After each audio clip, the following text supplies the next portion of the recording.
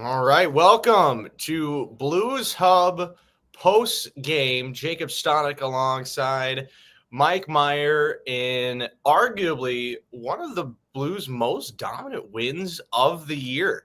I would honestly say against a Wild team where they have yet to win uh, against the Wild, and they did it in Minnesota as well. Jordan Kyrou getting a massive hat trick, a big game for the Blues moving forward against a team that pretty much has the top seed of the wild card dancing between there and the number 3 spot in the Central Division. And a big game, of course, all over. And just a reminder, Blues Hub post game brought to you by Hot Shots, St. Louis home for all the games, all the time since 1990. So, Mike, obviously, one fantastic game by the Blues. I thought overall they had a game where most of the game they had some really dominant spots, but in those times, every hockey game has those lulls. But in those spots, they really didn't have any big mistakes. They just had kind of just like a regular hockey game, and they played a good game through those. So what are your thoughts about tonight's big win over the Wild? Yeah, I think tonight was probably one of their best full 60-minute games, 200-foot games. I think they came out looking to say, I believe that they want to be able to say, that they played a strong game here against Pittsburgh. They didn't get the results that they wanted, but they played a strong game here against Pittsburgh. A few fluky goals kind of went past them. They should have come out there here with a W, and I think that they just took a Ted Lasso moment and just said, be a goldfish, move this game here behind, and we're going to be able to hit this game here hard. After last night's game here with Calgary, that there was no movement here in the wild card, and I think that locker room saw that, and they said, you know what, boys, we still got a chance, and we're going to keep pushing. And that's exactly what they did. Is they came out hard, they came out pushing. This was here again, I think, one of their strongest games, and it started here at the very beginning with Braden Shen, the huge net front presence here, knocking in his 15th goal here of the season, and I think that's the start that they exactly want to be able to see. As of right now, a sad note for Blues fans, the Canucks are up 2-0 on the Blackhawks in the first intermission in Vancouver. So that, of course, is an unfortunate mark. But as of right now, pending the result from Vancouver, they are tied with the Flames and Vancouver for that last wild card spot. And, of course, they also hold off Minnesota from gaining any more traction for that top wild card spot. They sit 4 spots behind Colorado. Colorado with 83 points. Minnesota right now still with 79 points. But looking at tonight's game, first of all, I want to talk about Jordan Kyrou. Obviously, I got his jersey hanging up. I got a really fun story about this jersey. I got this as a Christmas present a couple years ago. This was after the Winter Classic in Minnesota, and I'm a Minnesotan, so that was the best Winter Classic ever.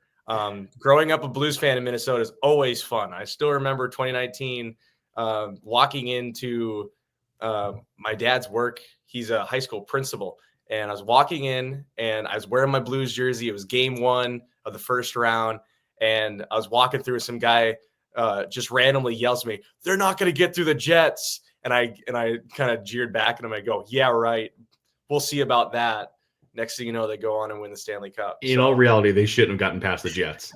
Statistically speaking, they should not have gotten past the Jets. Hey, man, I had full belief the entire year that year. That was a fantastic year. And I still remember the first year, first full season, Jordan Kyrou. I did not like him. He did not produce well. I had so much against him. And then his second year, he shoved everything right back into my face. And I said, dang it, I love you. You're a fantastic player. So that's why I have Jordan Kyrou jersey now. And yep. I love him. He's probably my second favorite player right after Robert Thomas, who again Robert Thomas also, I think we got to mention him as well. If he's not putting up numbers, he's still playing a fantastic game. Yeah. Putting up, producing, creating plays. That's just the player he is. Kind of like Braden Shen with just a little bit less of that physicality. But to talk about Jordan Kyrou, obviously, another big one. He was off the score sheet for a little bit, but again, 3 big plays. That wraparound goal, fantastic. He gets a cleanup goal right by the crease and ends it off with that empty netter, which I thought he probably should have gotten earlier, or if the Blues didn't want to just give it to him. Probably could have scored it a little earlier, but Mhm. it's great to see him get that hat trick. And he is, again, just continuing to play on fire. Yeah, fifth career hat trick here for Jordan Kyrou. I love being able to see it here for him. We were talking here before we officially went live. This is a huge moment here for him because I think that you're finally starting to see the full game here from Jordan Kyrou. And a lot of these guys, especially like first round draft picks, even second round draft picks, they've got a lot of pressure here on over their heads. They're big scoring forwards here in juniors, even sometimes in the AHL, and then it's time for them to come up to the NHL. And a lot of these guys will say, well, why aren't they scoring? And there's the expectation on them to be able to play right away. And when these guys don't have the stick on their puck the entire time, when they don't have the puck here on the stick the entire time, they have to play more defense. They have to round out their game. It gets hard. It gets hard here for them. And so that's why you usually see the fourth year breakout here at that point. And if we look here at him, he just surpassed 400 games. A full 4 seasons here. If you play a full 82, that's 328 games here or so. So he's crossing over that plateau here right now. And so you're finally starting to see the full 200 game here from Jordan Kyrou. And I think that this is what the Blues were expecting here from him, and at least hoping for when he signs this big contract. And that's what I'm hoping to be able to see here long-term here from a guy here like Jordan Kyrou. Is he going to be the huge difference maker, the first line forward? The jury's still out here on that. I think you've got a very good second line winger, a low grade first line winger. Like he's kind of that tweener spot. He can be able to fill in here where he needs to be, but you're starting to see a really good complete forward here in Jordan Kyrou. And I love the fact that we're the ones who are reaping the benefits here from it. We didn't decide to be able to go forward and trade him here in the offseason because, at that point in time, then the Blues put all of that time and effort of the development process, and then he's going to go in and go to whoever that it would be, and they're going to be the ones who reap the benefits.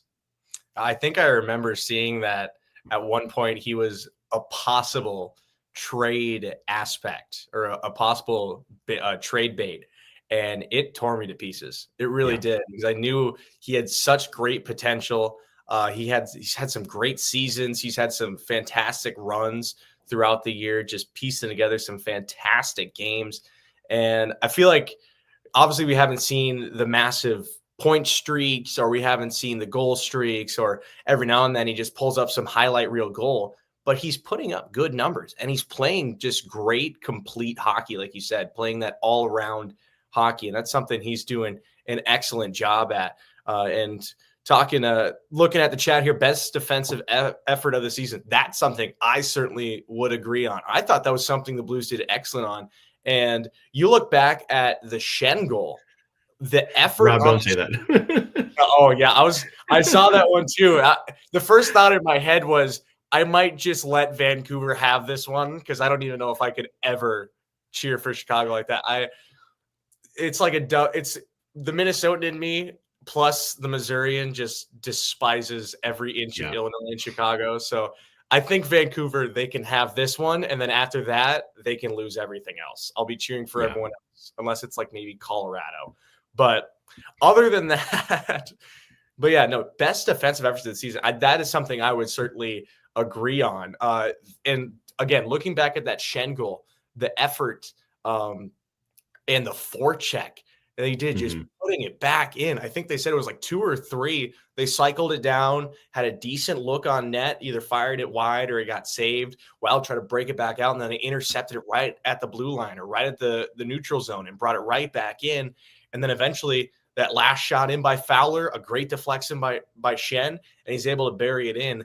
And overall, it's obviously that's the defensive side of it and the forechecking side. And that's something we've seen a lot more, is that offensive pressure by the Blues and giving a lot more chances for them these past few games. Yeah, and I think one thing that has to be recognized here is that they're still doing this even though that they don't have Colton Pareko in the lineup. You're missing arguably your best defenseman, and this is one of the reasons why the acquisition here of Cam Fowler is and has been so huge here for this team. And I'll even go with the fact of the return here of Nick Leddy. You're just adding veteran presence to this lineup. And when a guy goes down, you don't have a bunch of young guys who are freaking out trying to figure out, like, okay, what does this look like? What is this situation? You've got a bunch of veterans who are saying, okay, I've been here, I've done that, I know how to be able to cover and pick up the slack. And then not only that, but you've got a guy here with Jim Montgomery who can say, I can trust a plethora of guys. I don't have to rely on 1-2 guys to be able to cover a spot here like a missing Colton Pareko. So as much trouble as I think we've kind of given the Blues for having such an old defensive core, this is a situation where I do not mind it one bit of the aging veteran core for a guy that goes down. And it comes times in situations here just like this when you need to be able to band together and the defensive core can say, I got you. Yeah, and especially looking at like how I think the best way you can kind of describe the style that Leddy and even Faulk are playing is just that silent, good defenseman where they're just making the right plays. They're not making anything spectacular. They're not putting up big numbers, but defensively, they're playing a great game that sadly in the game of hockey mainly goes unnoticed. But from what I've noticed, it's those little things of if you can have a team where you're not going, oh, why did they give up that chance? Or why are they letting them get through? And you're basically, if you're a fan, basically not saying all these what ifs or why are they doing this, then I feel like, you might not notice it at first, but you got a great defensive core there. Yeah, absolutely. Absolutely. Yeah. And you're getting the defensive pressure, you're getting the defensive presence here from a guy like your Justin Faulk, who, I mean, again, had trade rumors circulating all over him here at this point. But again, I'm glad that he's here, that's on my team. But on the flip side here of it, he's also the guy that you started able to see a ton of offensive pressure here from, even just within the first period. I believe it was within the first 2 periods. I got it here just buried in my notes. Faulk had, I believe it was 8 shot attempts here throughout the first 2 periods, couple blocks. I mean, he's doing exactly what you want from your veteran, a top line player here right now. I don't know if it's fully sustainable here throughout the remainder of the season. We'll be able to see. But even if he needs to be able to take a quick step back, with a couple of multiple back-to-back games, some traveling, again, you've got guys who are ready to be able to step up here. And so, I mean, again, having these veterans, this has been absolutely huge here for them. Yeah, just a reminder, guys, if you can catch all of our post-game shows and other shows on demand on our Sports Hub STL YouTube channel and see all of our clips and other updates all over our social medias and also see some of our written content over at sportshubstl.com. And again, kind of talking about Faulk, this is something I think I've noticed about his game ever since he really has been in St. Louis. He has, if he's not putting up the numbers, he still gets in that offensive pressure because for a defenseman, he shoots a lot. And that, in my opinion, is a good thing because not only is he finding ways to get shots on goal, he's also, and this was something I also noticed tonight, he had a play where he shot it just a bit wide, trying to find those deflections. And those are the plays that he sees that you don't see a lot of defensemen making those or trying to make those kind of plays. And we see that a lot from Faulk, where he's just not like, he gets a lot of shots in, but he also tries to find those extra shots or wide shots, trying to find those deflections or those looks right in front of the net. Yeah, and that's where it's so crucial to be able to have the guys who are just ready to go to the net. Your Braden Shens, your Jake Neighbors, who are ready to go to the front of the net here at a moment's notice. I get it. I mean, those shots are getting harder and harder. They're coming at you. They're whizzing by, and so I mean, there's no way in the world I would want to be that guy. There's absolutely no. But I mean, again, like that's why you practice those, and that's a true art that they do at that point in time. But it's become so crucial to have, I mean, again, a Braden Shen, a Jake Neighbors who are ready to be able to go here to the front of the net. Speaking of Neighbors, his goal, gave him 6 goals, 8 points in 10 career games here against the Wild, 17 here this season. Again, in front of the net, he's ready to be able to go here at a moment's notice. And that's where he found such a big success here last season. And so when you're ready to have these guys who are ready to be able to engage here with the offensive efforts from those defensemen here every single point in time here in the game, that's going to be a massive point here for you as you want to continue to have your blue liners just continue to be able to just pepper it from far out. And looking at this game, and as we mentioned, kind of a dominant game. Take a look at some of the stats from today's game. Blues outshooting the Wild 27-18. Just 5 shots in that third period by the Wild. Winning the faceoffs, again, 60.8 to 39.2. The Blues going 0 for 2, the Wild 0 for 1 on their respective power plays. Wild out hitting the Blues by just 2, 19-17. Block shots at 19 apiece. But the Blues losing the turnover game, 20 giveaways to just the 14 for the Wild, and the Wild getting 5-1 in the takeaways. But to talk about the defensive side of it and looking at the chat, I got to tell you, I have been amazed by Toropchenko's play, just going hard all night long, impressive. And I think Toropchenko has stepped up his game as well. Plus, not just defensively in that gritty style that fourth line plays, but he stepped it up offensively. And looking at the rest of that fourth line with Faksa and especially Nathan Walker, who nearly buried a goal, and which ripped my heart out that he couldn't bury that one right in front of the net, right in the crease. And Gustafsson, Gustafsson's a great goaltender. Got to give him his flowers here. Gustafsson's a great goaltender. But yeah, close call from Walker, but that entire fourth line has just taken another step up, and it's something we have seen historically with the Blues, with their fourth lines stepping up and creating that depth all the way from the top to the bottom. And these past few games, it has showed fantastically what this fourth line can do, not just getting in the face of opponents, not just hitting them all over the ice, but also creating chances and giving more opportunities for the Blues to score. Yeah, and in case you're of Toropchenko, you look at it, he just scored his 3rd goal here of the season. And so, like, if you're comparing year over year, 14 goals, 21 points in 82 games here last season, solid performance here from him for a guy, especially who was averaging 12 and a half minutes here per game. He's looking here exactly, within seconds of his average here last year, averaging 12.26, but he's only got 13 points here now as his updates here. So was it 14 points here in 65 games? So he's not going to really hit that 21 points, especially, be able to come close to hitting those 14 goals. So if you're just reading the stat sheet, you would say Alexei Toropchenko took a step back this season. Absolutely took a step back. But that's where the stat sheet and what you're actually watching here on the ice tell a completely different story. And so I still think that there's a little bit more to be able to unlock another gear here for Alexei Toropchenko. I think he could still to top out here as a 3rd line forward. Really good here on the penalty kill here at one point. But this is a guy who I think is really going to start solidifying himself as a true grinder, bottom 6 forward here for the Blues here for years to come. And for whatever issues that may cause here with some depth chart issues potentially here in the future, it's yet to be seen, but man, he's going to make it very, very difficult to not have him in the lineup here on a nightly basis. I definitely agree with that. And he's just fitting in so well too with that fourth line. And I think even Radek Faksa with his play, he's been kind of the unsung hero of that fourth line, but he has been more or less the offensive power within the 3 of them. And just pushing that play deeper into the offensive zone while Nathan Walker and Alexei Toropchenko just give the opponents hell and just bash them into the walls back and forth. And that is just, it's almost Mighty Ducks-esque in a way, but it's just such an entertaining hockey, to say the least, especially when you got Kyrou alongside Shen and Holloway, who can just make some fantastic plays. Kyrou, especially with that wraparound goal. You got the top line, Thomas, Buchnevich, and Neighbors,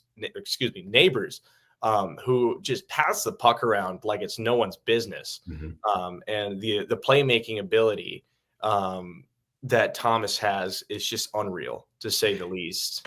Yeah, and I don't think that we can be able to go without saying how important some of this veteran presence has been here for this Blues team.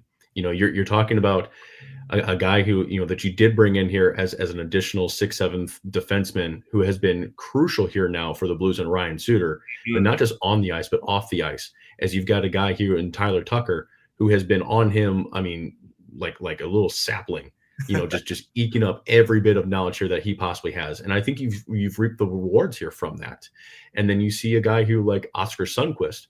There's a great article here from Jeremy Rutherford that came out, and he was talking about on how Oscar Sundquist is really, really honing in on here on Zachary Bolduc and helping him teach some different ways and on how to be able to go here about things. You got Claude Julien, who's doing the exact same thing, helping out Braden Shen here and Jake Neighbors. I mean, all of these guys, they're showing them the way to be able to play the game. They're showing them blues hockey. They're showing them, let's stay here after the game. Let's show you how to be able to properly nutrition. Let's show you, all of these intangibles that translate here onto the ice are completely invaluable here at this point in time. And I think that that's going to be crucial for when you have these new wave of players who are going to start eking their way in, Dalibor Dvorsky, Jimmy Snuggerud, and anybody else is going to start eking their way here into the lineup. Now you've got guys who, and not just Braden Shen, not just in Colton Pareko, but you've got the young guys who are going to be coming in and they're teaching them blues hockey. They're teaching them on how to be able to do these things because, and it's even more crucial because you're hearing it from a guy who just came into the league maybe a year or two ago, 3 years ago. And they're talking here to these young guys and they're speaking their language and they can be able to say, look, I've been there. I've done that. And they can be able to say, oh, yeah, I know. Like you just started doing this and you have been successful and I'm going to replicate exactly what you're doing. And so you're going to start seeing a lot more success, at least hopefully, from these Blues players, from this Blues team here moving forward, just year after year as they keep continuing to just necessarily churning through the players, but as they continue to just learn and grow and develop here into hopefully a better overall system here for years to come.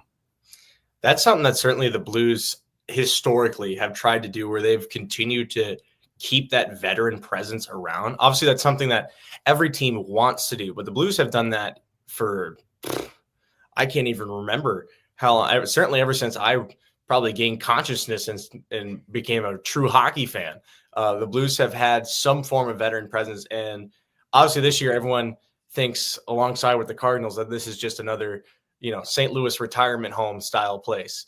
But it has, in my opinion, like you said, and I certainly agree with you. I think it's completely flipped it around, and it has certainly helped out the Blues in a lot of certain spots, and especially right now here, where they're at this season. It has propelled them to places that, I don't think anyone would have thought we were at in December. Yeah, absolutely. I see Rob here in the chat. He says, do you think Broberg will grow to become more of a physical player? Is that just not his kind of a game? I don't necessarily know. I don't want to say he's too young for me to be able to tell, exactly what that's going to look like. I still think that he needs a little bit more of like that experience, as we talked about Kyrou hitting, that fourth season breakout, those 350 or so many games for us to be able to tell. I like for him to be able to get a little more physical. I think that there's still a little bit of that edge that can still be able to come with a player here like that. I think you started to kind of see not a complete physical sense, like in the terms of just hitting, blocking, anything like that here from him. I think that may come here along those lines, but I believe he's a little bit more of just an offensive minded player here at times, as opposed to just like that, let me throw my body around type of a player. But I do think that you're going to continue to be able to see just that growth and a little bit of a development here from that type of a player moving forward. I do think so. That's pretty much the definition of Blues hockey, is kind of having those physical defensemen. And don't get me wrong, talking about Broberg is certainly something. I think that, again, it's something that you can blossom into. I think, when you look at a player like Broberg and Holloway, the way that they acquired him, I think there's a little bit, I think there's a little bit difference when it comes to the expectation, kind of moving forward with these players. Because typically, you get a free agent of someone who has been in the league for, only so long. It's a little bit of a different set of expectations. But, you give offer sheets, and the last one was to Sebastian Aho from the Canadiens. I think that's, obviously it sets up a little bit different. And I think, again, Broberg's another player kind of similar to what Suter's doing right now, where he's kind of just making the right plays. just doing the right things. Nothing super fancy, nothing that's sticking out, super big. But he's not doing, like, I hate to, throw this out there, but some things like Torrey Krug was doing when he first got here. And don't get me wrong, fantastic defenseman in Torrey Krug. Just there was a stretch where, everyone was like, okay, why did we sign this guy? Yeah. I get that, and there's going to, I think, be some of those similarities, those comparisons. Obviously Broberg's a bigger guy than Torrey Krug. Most of the NHL is bigger than, I think you got Nathan Walker at height. Yeah. Yeah. And so I seem to think that, that we're still going to see a bit more of like an edge that comes here from Broberg. I don't think, again, that's necessarily his style of a game. And I don't think he necessarily needs to be that physical type of a player. Mm-hmm. I do think you're going to maybe start to be able to see that potentially as he starts to age a little bit more. Maybe like the offensive responsibilities are taken from him a little bit. And so he just needs to be able to kind of develop his game. But we're looking like several years down the line here from that point. Yeah. I mean, certainly, you got to remember what Broberg did against the Capitals as well. His couple of goals there a handful of weeks ago was, fantastic play. And I think right now we're seeing that kind of like rotation, and I think it's slowed down a bit now that Pareko is out of the mix. That defense is kind of pulling back just a little bit on that offensive push. Mm-hmm. I think they're relying on Pareko a lot with that, and I think he propelled pretty much everyone else to do it, or to also join that rush and bring up or be a lot more offensive minded. And I think now they're kind of at a spot where I think that's also maybe even, giving a little bit more of motivation to the forwards to get moving, get up a little bit quicker in the rush, but also drop back at the same time. And now the defense have kind of just been more defensive minded these past few games. And I think that's something we certainly saw tonight. Not a lot of offensive push from the defensemen. But they were making the right plays and were more or less a little bit higher up, stayed up at the point. Mm-hmm. But it certainly worked out. And I think, again, that's another thing that Broberg is just doing an excellent job on, is just kind of sticking with the plan, making the right plays. And that's something, again, he did tonight, where he's just a silent defenseman that does the right things. And that's honestly, there's a lot of games where you kind of just want to see that, other than a defenseman that's, playing a 200-foot game that's all over the ice, rushing the net, and then all of a sudden, oh no, I got to get back now. Mm-hmm. So that will be interesting. That would be something that, probably wouldn't want to see from a defenseman, to say the least.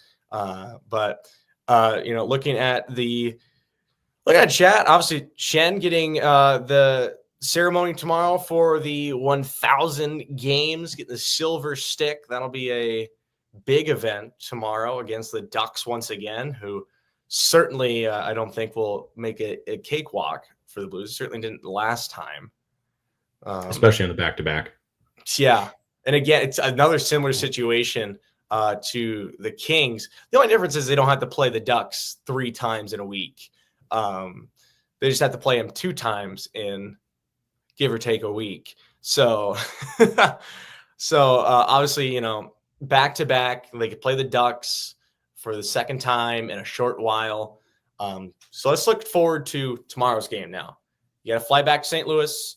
And I believe it was said that they might be staying in Minnesota tonight, which personally, not a bad idea. I would have to say, not a bad place to stay. Certainly wouldn't mind sticking around there for a while. But yeah, looking forward to tomorrow's game with, obviously the ceremony around it. And back to back once again. Blues have been playing a lot of games in a short while.